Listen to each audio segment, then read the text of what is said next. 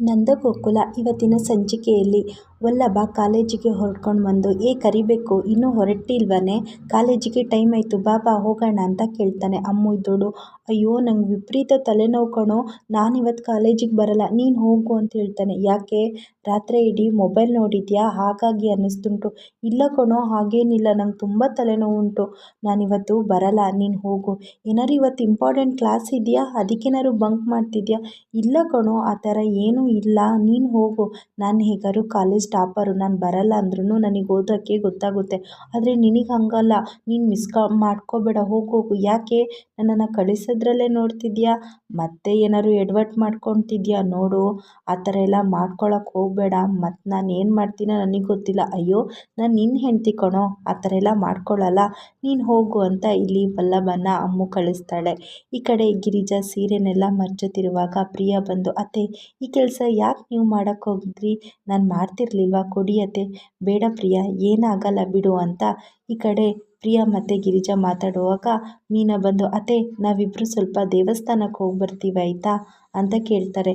ಈಗನ ದೇವಸ್ಥಾನಕ್ಕೆ ಏನ್ರೆ, ಅದು ನಾನೇನಾದ್ರು ಈ ಸಲ ಸೆಮಿಸ್ಟರಲ್ಲಿ ಚೆಂದ ಮಾರ್ಕ್ ತೆಗೆದು ಕಾಲೇಜಿಗೆ ಫಸ್ಟ್ ಕ್ಲಾಸ್ ಬಂದಿದ್ದೀನಿ ಅಲ್ಲತ್ತೆ, ಅದಕ್ಕೆ ಹರಕೆ ಹೊತ್ಕೊಂಡಿದ್ದೆ, ಅದಕ್ಕೆ ಹೆಜ್ಜೆ ನಮಸ್ಕಾರ ಮಾಡ್ತೀನಿ ಅಂತ ಹೇಳಿದೆ, ಅದನ್ನು ತೀರ್ಸೋಕ್ಕೆ ಅಂತ ಹೋಗ್ತಿದ್ದೀನಿ ಅತ್ತೆ ಅಂತ ಅಮ್ಮು ಹೇಳೋತ್ತಿಗೆ, ಸರಿ ಕಣ್ರೆ, ಪ್ರಿಯಾನೂ ಒಬ್ಬಳೇ ಇದ್ದಾಳೆ, ಅವಳಿಗೂ ಮನೇಲಿ ಕೂತು ಬೇಜಾರಾಗಿದೆ, ಅವಳನ್ನು ಜೊತೆ ಕರ್ಕೊಂಡು ಹೋಗ್ರಿ ಅಂದಾಗ ಅಮ್ಮು ಮತ್ತು ಮೀನಾ ಒಬ್ರನ್ನೊಬ್ರು ಮುಖ ನೋಡಿಕೊಂಡು, ಇವ್ರನ್ನ, ಅಯ್ಯೋಯ್ಯೋ ಬೇಡ ಅತ್ತೆ ನಾವಿಬ್ಬರೇ ಹೋಗಿ ಬರ್ತೀವಿ ಅಂದಾಗ ಪ್ರಿಯಾ ಇದ್ದೋಳು, ಯಾಕೆ ನಾನು ಬರ್ತೀನಿ ಅಂತ ಹೇಳ್ತಾಳೆ. ಹಂಗಲ್ಲಕ್ಕ, ಒಂದು ಒಳ್ಳೆ ಕೆಲಸಕ್ಕೆ ಹೋಗುವಾಗ 3 ಜನ ಹೋಗಬೇಕು ಅಂತ 2 ಜನ ಹೋಗಬೇಕು ಅಂತ ಹೇಳ್ತಾರೆ, ನಾವೀಗ 3 ಜನ ಆಗುತ್ತಲ್ಲಕ್ಕ, ಅದಕ್ಕೇನಂತೆ, ಅತ್ತೆನೂ ಕರ್ಕೊಂಡು ಹೋಗೋಣ, ಅತ್ತೆನೂ ಫ್ರೀಯಾಗಿದ್ದಾರಲ್ಲ.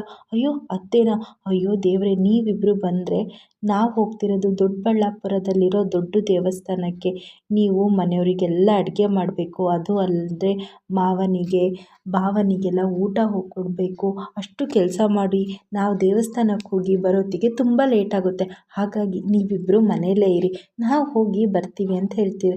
ಸರಿ ಅಂತ ಗಿರಿಜಾ ಹೇಳೋತ್ತಿಗೆ ಮತ್ತೆ ಪ್ರಿಯಾ ಕೇಳ್ತಾಳೆ, ನೀವಿಬ್ಬರು ನಿಜವಾಗ್ಲೂ ದೇವಸ್ಥಾನಕ್ಕೆ ಹೋಗ್ತಿದ್ದೀರಾ?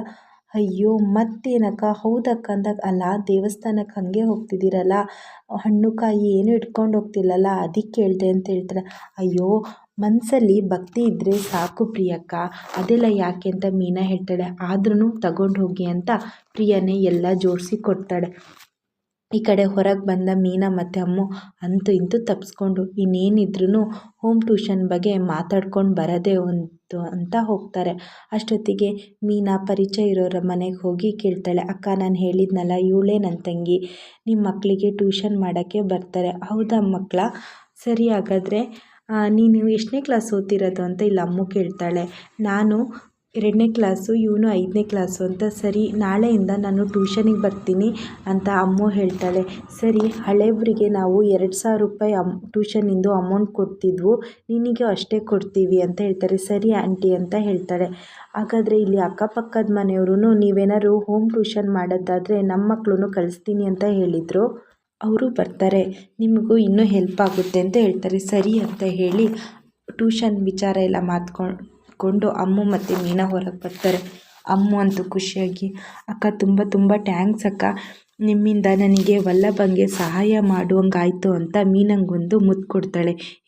ನೀನು ಯಾಕೆ OTP ಕೊಡ್ತಿದ್ದೀಯಾ ಅಂತ ಮೀನಾ ಹೇಳುವಾಗ, OTP ಅಂದರೆ ಒನ್ ಟೈಮ್ ಪಪ್ಪಿನಾ, ಅದಕ್ಕೆ ಕೇಶವ ಭಾವ ಯಾವಾಗಲೂ ನೋಡಿದ್ರು OTP ಬೇಕು ಅಂತ ಹೇಳ್ತಿದ್ದಿದ್ದು ಇದೇನಾ, ನೀವು ಎಷ್ಟು ಸಲ OTP ಕೊಟ್ಟಿದ್ದೀರಾ ಅಕ್ಕ? ಅಯ್ಯೋ ಬಿಡೆ ಅಮ್ಮು, ನಮ್ದು ಹೇಗಿದ್ರು ಲವ್ ಮ್ಯಾರೇಜು, ಅದೆಲ್ಲ ಕಾಮನು, ನೀವು ಹೇಳಿ, ಆ ಕಡೆ ನಿಮ್ಮದು ಲವ್ ಮ್ಯಾರೇಜು ಅಲ್ಲ, ಈ ಕಡೆ ಅರೇಂಜ್ ಮ್ಯಾರೇಜು ಅಲ್ಲ, ನೀನು ಎಷ್ಟು ಸಲನೇ ವಲ್ಲಭಂಗೆ OTP ಕೊಟ್ಟಿದ್ಯಾ?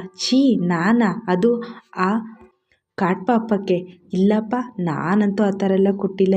ಏನೇ ಅಮ್ಮು ಈ ಥರ ಹೇಳ್ತಿದ್ಯಾ, ನೀವಿಬ್ಬರು ಪ್ರೀತಿಯಾಗಿ ಚೆನ್ನಾಗಿರಬೇಕು ಅಂತ ನಾನು ನೋಡಿಕೊಂಡ್ರೆ ಯಾವುದೇ ರೀತಿ OTPನೇ ಕೊಟ್ಟಿಲ್ಲ ಅಂತ ಹೇಳ್ತಾಳೆ ಅಂತ ಇಲ್ಲಿ ಅಮ್ಮು ಮತ್ತು ಮೀನಾ ಮಾತಾಡ್ತಿರ್ತಾಳೆ.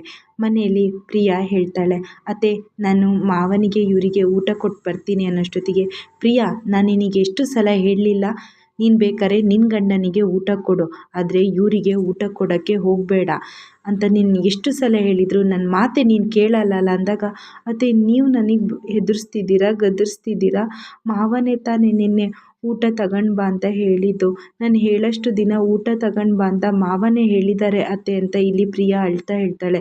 ಹೌದು, ಅವ್ರು ಹೇಳ್ತಾರೆ, ಆದರೆ ನಿನಗೆ ಅತ್ತೆ ಅನ್ನೋದೊಂದು ಚೂರು ಗೌರವ ಇಲ್ಲ.